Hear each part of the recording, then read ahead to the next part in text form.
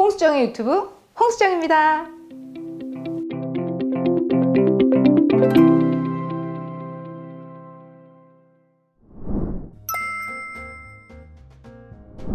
유방암의 A형에 따른 치료를 한번 보면, 유방암의 A형은 쉽게 설명드리면 유방암의 종류라고 생각하면 되고, 종류에 따라서 듣는 치료, 안 듣는 치료가 따로 있다고 생각하시면 돼요.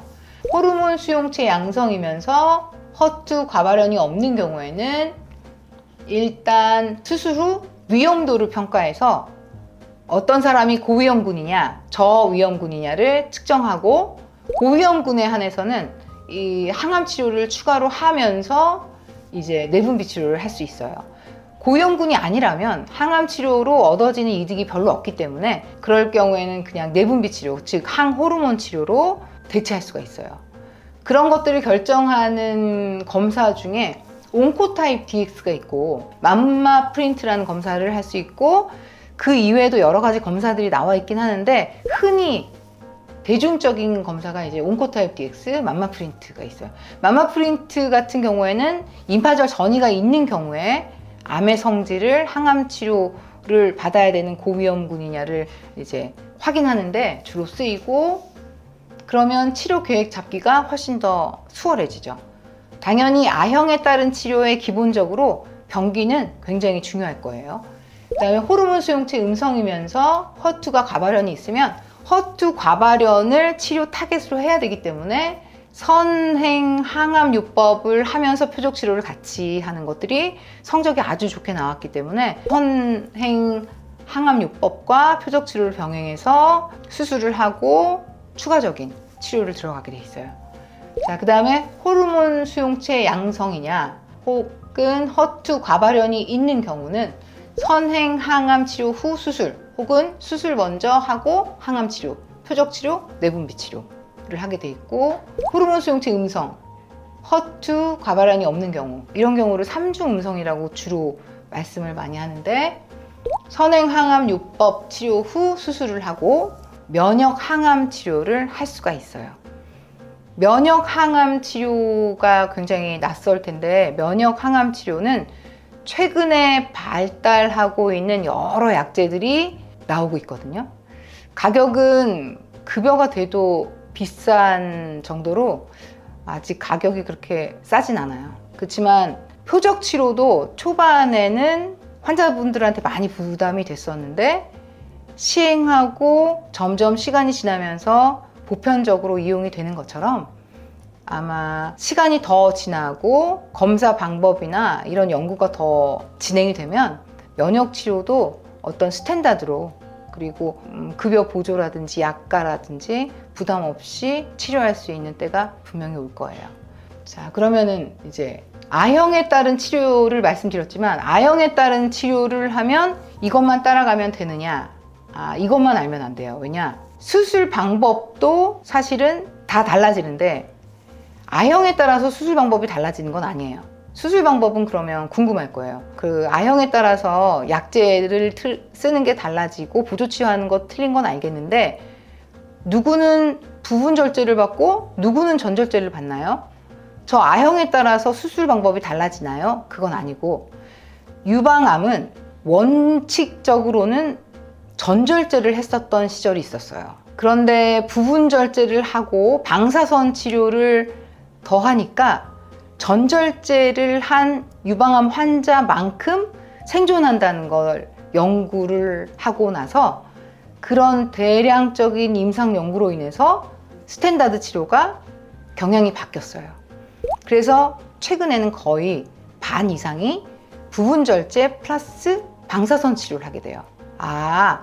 유방의 암 부분 근처로 절제연 가장자리 1cm 이상으로 암을 폭삭하게 떼내고 나서 방사선 치료로 그쪽 가슴 전체와 겨드랑이 임파절이 있는 곳을 추가적으로 더하든지 더하지 않든지의 방사선 치료를 하는 것으로 그쪽 암이 있는 쪽 유방에 전절제를 한 효과를 낼 수 있다는 걸 깨닫고 나서는 전절제의 양이 줄어들고 부분절제 플러스 방사선 치료가 되는 거죠.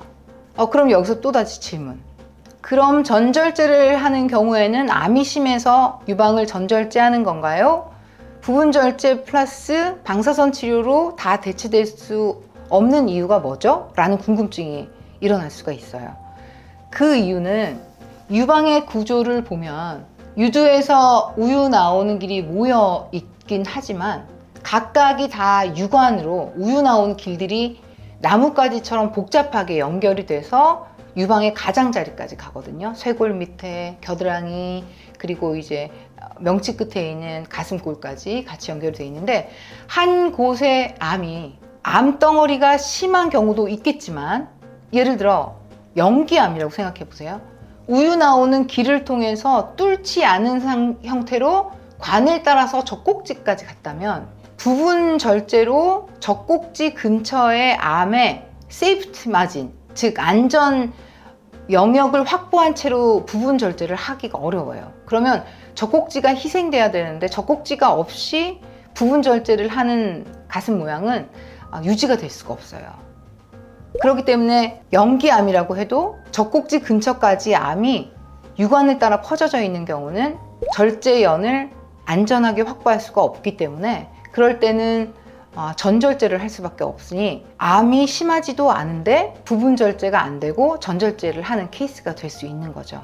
그래서 전절제를 반드시 해야 되는 경우는 연기암일 때도 해당이 될 수 있어요.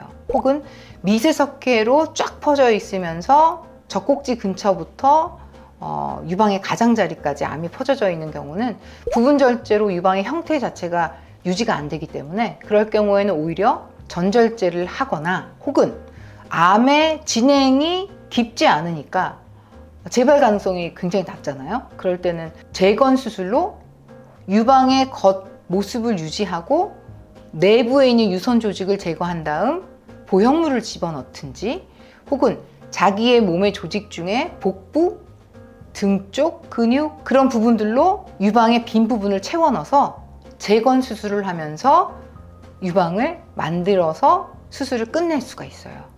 그러니까 다시 한번 정리를 하면 유방 부분 절제 플러스 방사선 치료로 치료가 다 되는 요즘에도 왜 전절제를 해야 되냐? 젖꼭지 근처까지 암이 퍼져서 암의 절제연이 안전하게 확보가 되지 못할 때는 전절제를 하고 재건을 하면서 유방을 수술할 수 있고 암이 너무 심해서 진행이 많이 된 경우도 역시 부분적으로 유방의 형태가 유지되지 못하기 때문에 전절제로 유방암을 치료할 수 있다 하는 게 결과 답이에요.